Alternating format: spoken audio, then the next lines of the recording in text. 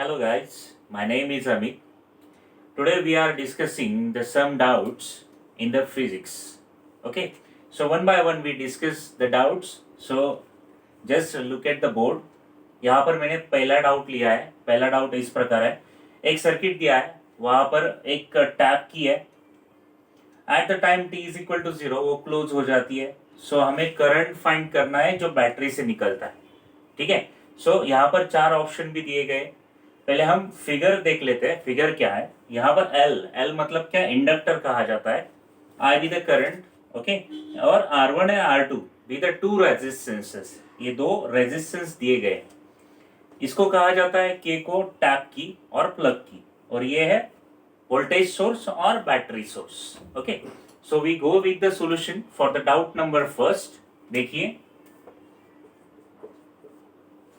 अगर at the time t is equal to 0, अगर time 0 है तो क्या होगा, इंडक्टर जो है L, inductor behaves like infinite resistance, like the infinite resistance. Infinite resistance मतलब क्या, मतलब no current flows through the R1. No current flows through the R1. That's why R1 should be equal to 0 ohm. अगर R1 0 आ जाता है तो यहाँ पर हम ओम्स लॉ की हेल्प से, बाय द ओम्स लॉ क्या प्रूव करेंगे, V is equal to I into R2.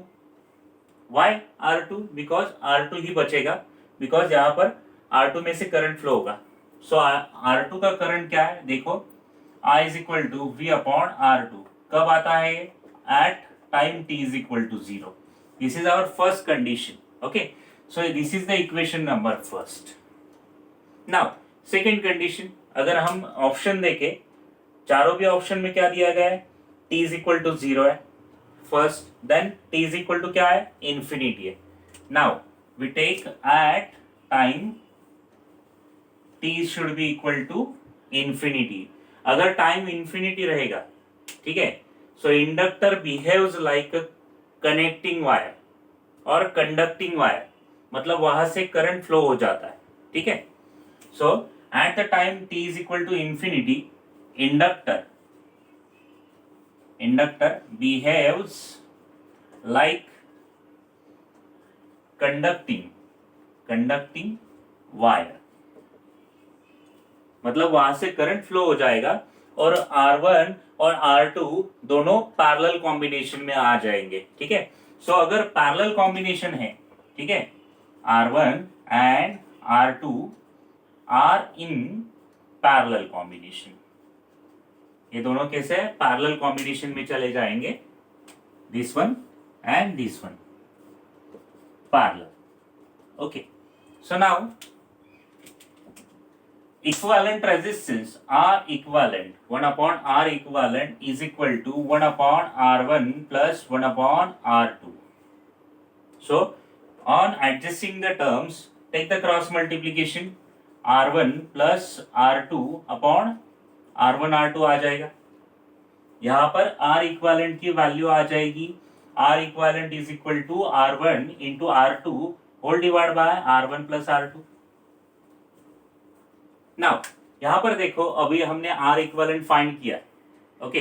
So now we have to find the current at the time t is equal to infinity. देखो यहां पर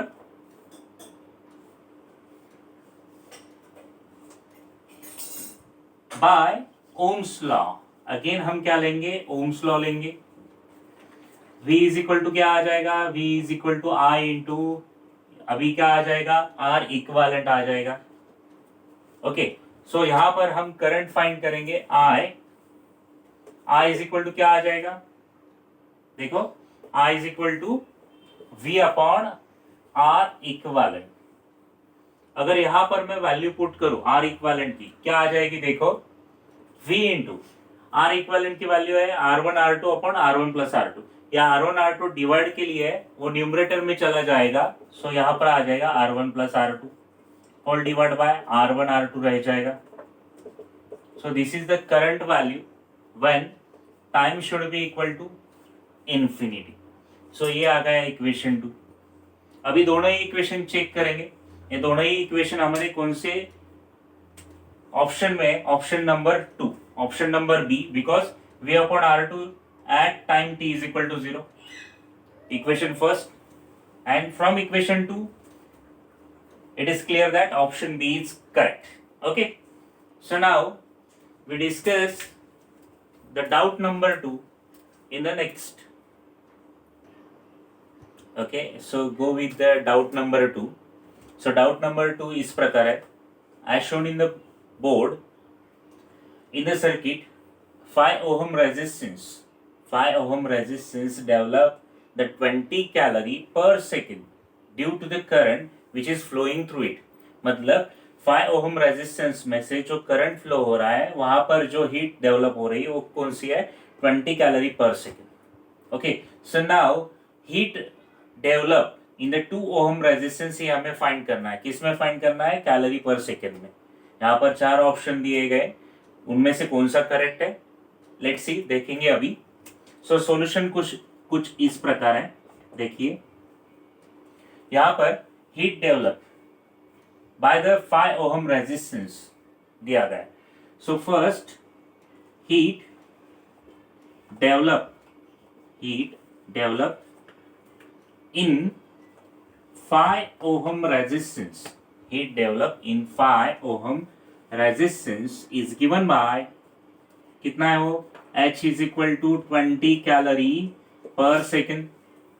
और यहाँ पर हमें फॉर्मूला मालूम है, H should be equal to, H का फॉर्मूला क्या है हमारा, H is equal to I square into R। Okay, यहाँ पर रेजिस्टेंस हम लेंगे 5, हीट हमारी है 20। ओके, सो यहाँ पर हम वैल्यू अभी पुट करेंगे, 20 is equal to I square, 20 is equal to I square into 5। अब ये 5 डिवाइड के लिए चला जाएगा, देखिए यहाँ पर क्या होता है, 20 divide by 5 is equal to I square. यहाँ पर 5 4 जा 20, मतलब आ जाता है 4।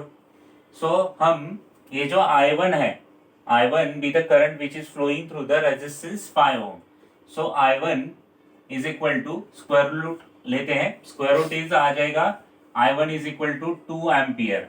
सो current which is flowing through the 5 ohm resistance I1 is equal to 2 ampere. So now by Kirchhoff's current law, Kirchhoff's current law क्या है, Kirchhoff's current law, total current is equal to the, total current in the circuit is equal to the algebraic sum at the different point junction, so is equal to I1 plus I2। यहाँ पर equation first लूंगा। So now यहाँ पर आ गया equation number first, but यहाँ पर 6 और 9 ये जो रेजिस्टेंस है ये सीरीज कॉम्बिनेशन में है, और ये दो सीरीज कॉम्बिनेशन 5 ohm को पैरेलल कॉम्बिनेशन में। सो देखो, the resistances 5 ohm and 6 plus 9 ohm are in parallel combination. कैसे हो, पैरेलल कॉम्बिनेशन में, और पैरेलल कॉम्बिनेशन में क्या होता है, वोल्टेज रिमेन्स सेम, जो पोटेंशियल ड्रॉप है, पोटेंशियल डिफरेंस है, वो क्या रहता है, कांस्टेंट और सेम रहता है। ठीक है, so voltage across CD is equal to I into R। So यहाँ पर I1 की वैल्यू हमारी I है, I1 इज इक्वल टू 2, और रेजिस्टेंस लूंगा 5। ठीक है, सो 5 2 क्या आ जाएगा 10। यहाँ पर हमारा वोल्टेज सोर्स आ गया, VCD कितना है, voltage along the CD is 10 volt. Now यहाँ पर हमें फाइंड करना है अभी क्या, 2 ohm रेजिस्टेंस के लिए करंट फाइंड करना है, और वहां पर कौन सी हीट डेवलप होती है वो भी फाइंड करनी है। सो नाउ यहाँ पर हम क्या लेंगे अभी, 6 plus 9, ये जो रेजिस्टेंस है इनका क्या लेंगे, सीरीज कॉम्बिनेशन लूंगा। अगर सीरीज कॉम्बिनेशन आ जाए तो उसका पैरेलल कॉम्बिनेशन लिया जाएगा विथ द वाई। ओके, सो कैसे लेंगे, कैसे लेंगे बताओ। देखो अभी यहाँ पर I1 I2 दोनों भी कैलकुलेट करना है। सो यहाँ पर लूंगा अभी current I2 by ohm's law, by ohm's law. So V is equal to I2 into R। R क्या आएगा, सीरीज कॉम्बिनेशन के लिए आएगा, जो 6+9 का क्या है, सीरीज कॉम्बिनेशन है। सो यहाँ पर VCD मतलब 10 आ जाएगा, और यहां पर आ जाएगा I2 इंटू 6+9। सो 6+9 यानी 15 हो जाएगा। So I2 is equal to 10 divide by 15 आ जाएगा। अगर इसको डिवाइड किया जाए 5 2 10 और 5 3 15, यह आ जाएगा हमारा 2 divide by 3 ampere. Current I2 तो आएगा, आ गया 2/3। सो नाउ यहां पर हमें सिर्फ अभी एक वैल्यू निकालनी है, total current I is equal to, total current I is equal to I1 plus I2। So I1 है हमारा क्या 2, I2 कितना है 2 डिवाइड बाय 3, यहाँ पर 3 2 6, 6 + 2 8 आ जाएगा। सो 8 डिवाइड बाय 3 आ जाता है। ये हो गया हमारा total current for the whole circuit. ये पूरे सर्किट के लिए हमारा आ गया total current. So now heat develop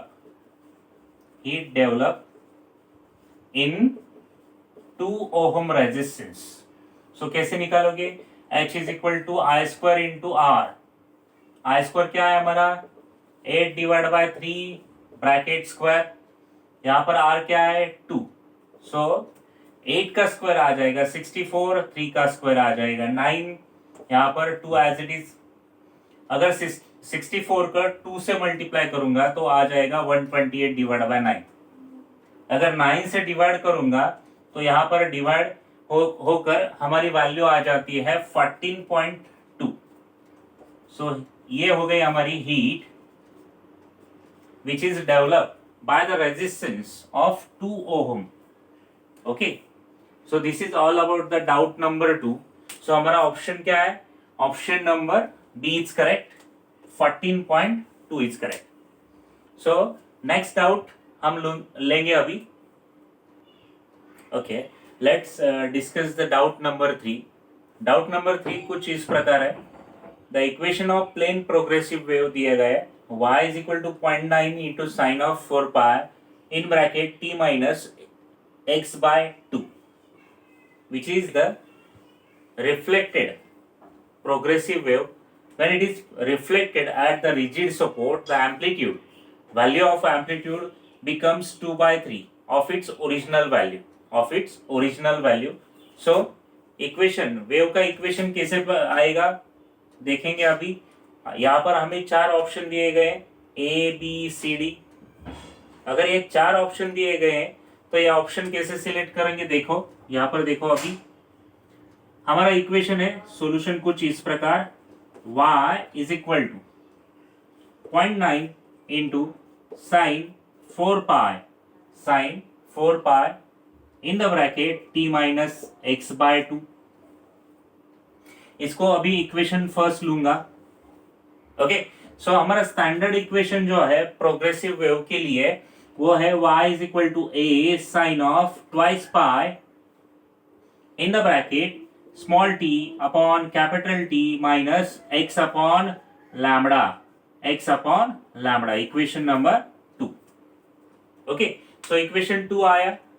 यहाँ पर एम्पलीट्यूड की वैल्यू उन्होंने बताई है कि जब प्रोग्रेसिव वेव रिफ्लेक्ट होती है रिजिड सपोर्ट से, सो एम्पलीट्यूड की वैल्यू क्या हो जाती है 2/3 हो जाती है। ठीक है, सो यहाँ पर क्या लेंगे, amplitude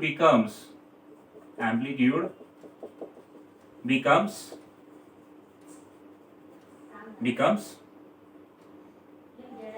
A is equal to 2/3 into 0.9। सो यहां पर आ जाएगा 3 3 9, और ये 3 टू जा क्या हो जाएगा 0.6 हो जाएगा. So amplitude becomes 0.6. But the plane progressive wave